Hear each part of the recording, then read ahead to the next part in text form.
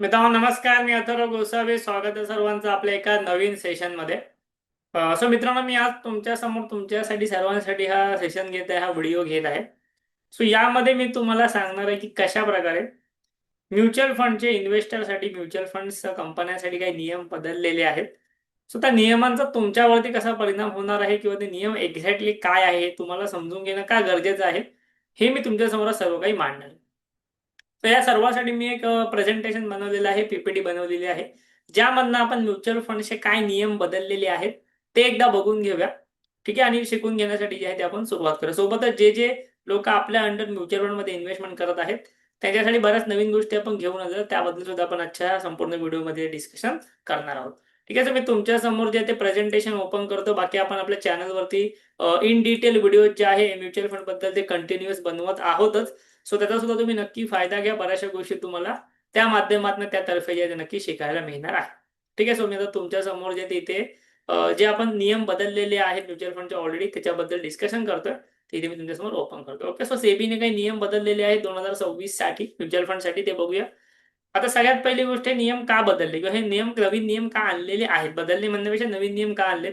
So mutual फंडच्या ज्या schemes आहेत त्या अधिक इझी आणि अधिक पारदर्शक करण्यासाठी हे नियम आणलेले आहेत. म्हणजे ह्याच्यामध्ये जे काही म्युच्युअल फंडच्या ज्या एएमसी कंपन्या आहेत, ओके, म्युच्युअल फंडच्या एएमसी कंपन्या आहेत, त्यांच्यासाठी काही रूल्स असतात की तुम्ही अमुक अमुक प्रमाणामध्ये म्युच्युअल फंड कंपन्यांमध्ये इन्व्हेस्टमेंट करू शकता किंवा लार्ज कंपन्यांमध्ये इन्व्हेस्टमेंट करू शकता. सो यातले काही नियम बदललेले आहेत. का? कारण की स्कीम अधिक सोप्या व्हावा किंवा स्कीम्समध्ये पारदर्शकता वाढावी यासाठी, ओव्हरलॅपिंग कमी करण्यासाठी. तर ओव्हरलॅपिंग म्हणजे काय? किती जणांना इथे माहिती आहे ओव्हरलॅपिंग म्हणजे काय? समजा तुम्ही दोन म्युच्युअल फंड स्कीम मध्ये इन्व्हेस्टमेंट करत आहात एकाच कंपनीच्या. ओके, समजा एचडीएफसी ही एकच कंपनी आहे, एचडीएफसी एकच एएमसी आहे, आणि ह्यांच्या दोन म्युच्युअल फंडच्या वेगवेगळ्या स्कीम्स मध्ये तुम्ही इन्व्हेस्टमेंट करताय. मग स्मॉल कॅप असेल, लार्ज कॅप असेल, किंवा अजून वेगवेगळ्या प्रकारचे असतील, फोकस असतील, इंट्रा कॉन्ट्रा फंड असतील, अशा वेगवेगळ्या प्रकारच्या स्कीम मध्ये तुम्ही इन्व्हेस्टमेंट करताय. सो ह्या स्कीम मध्ये सेम स्टॉक जास्त प्रमाणात नाही पाहिजे, बरोबर? समजा समजा एचडीएफसीच्या एका स्कीम मध्ये समजा टीसीएस हा शेअर मोठ्या प्रमाणामध्ये असेल, सेम सेकंड स्कीम मध्ये पण तोच शेअर मोठ्या प्रमाणामध्ये असेल, तर याला म्हणतात ओव्हरलॅपिंग. म्हणजे एकाच दोन्ही वेगवेगळ्या स्कीम मध्ये सेम शेअर्स आहेत, सेम कंपनी आहे, ओव्हरलॅपिंग जास्त आहे. सो जेणेकरून इन्व्हेस्टरला डायव्हर्सिफिकेशनचा फायदा त्यामध्ये मिळत नाही. भले तुम्हाला दिसताना दिसतात दोन स्कीम्स, पण त्याच्यामध्ये शेअर सेमच असतात, कंपन्या सेमच असतात. सो ओव्हरलॅपिंग कमी करण्यासाठी सुद्धा सेबीने नवीन नियम बनवलेले आहेत, जे की इन्व्हेस्टरच्या फायद्याचेच आहेत डायव्हर्सिफिकेशनच्या दृष्टिकोनातून. आणि सोबतच गुंतवणूकदारांसाठी तुलना करणं सोपं जाणार आहे. आता आपण ऑब्व्हियसली आपल्या चॅनलवरती सर्व गोष्टी शिकवतो आहेतच, पण तरीही एक नॉर्मली इन्व्हेस्टरसाठी जे तुलना करणं, कंपॅरिझन करणं सोपं जाणार आहे म्युच्युअल फंड्समध्ये. काय नियम आहेत? सगळ्यात पहिला आणि महत्वाचा नियम तो म्हणजे इक्विटीची गुंतवणूक जी आहे ती म्युच्युअल फंडमध्ये वाढवली गेलेली आहे. ओके, हा खूप जास्त महत्वाचा नियम आहे. कदाचित तुम्हाला समाधान नाही, बट इक्विटी गुंतवणूक वाढवण्याचा अर्थ काय होतो? आधी नियम काय होता की आधी ना, फॉर एक्झाम्पल, काही जे फंड्स असतील, समजा आता व्हॅल्यू फंड्स असतील, कॉन्ट्रा फंड्स असतील, फोकस फंड्स असतील, या ठिकाणी ना या फंड्सना इक्विटीमध्ये 65% मिनिमम इन्व्हेस्टमेंट ठेवणं गरजेचं होतं. म्हणजे समजा एखादा व्हॅल्यू फंड आहे किंवा एखादा कॉन्ट्रा फंड आहे.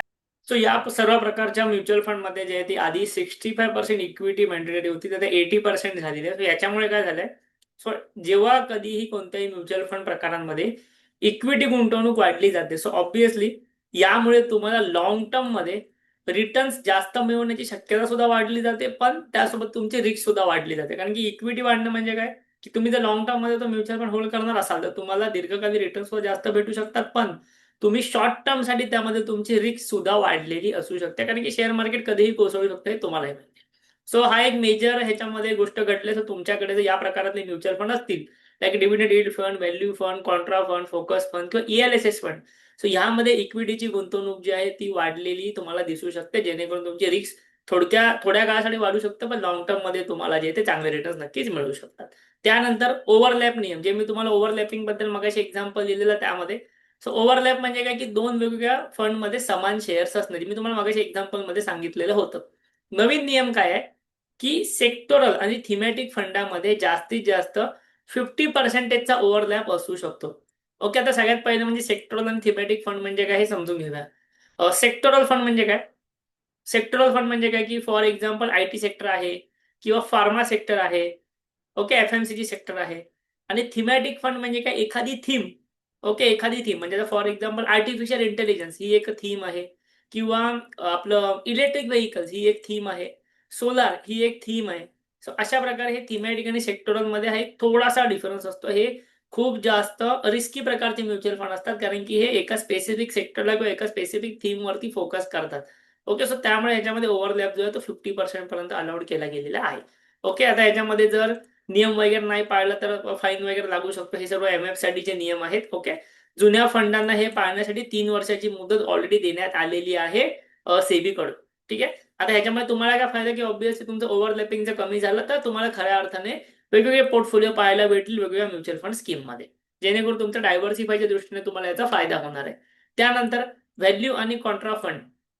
ओके, व्हॅल्यू आणि कॉन्ट्रा. आता ह्याच्यामध्ये काय होतं, याच्या आधी एएमसी ना दोन पैकी एकच फंड देऊ शकत होते, दोन पैकी एकच फंड लॉन्च करू शकत होते, आयदर व्हॅल्यू फंड किंवा कॉन्ट्रा फंड.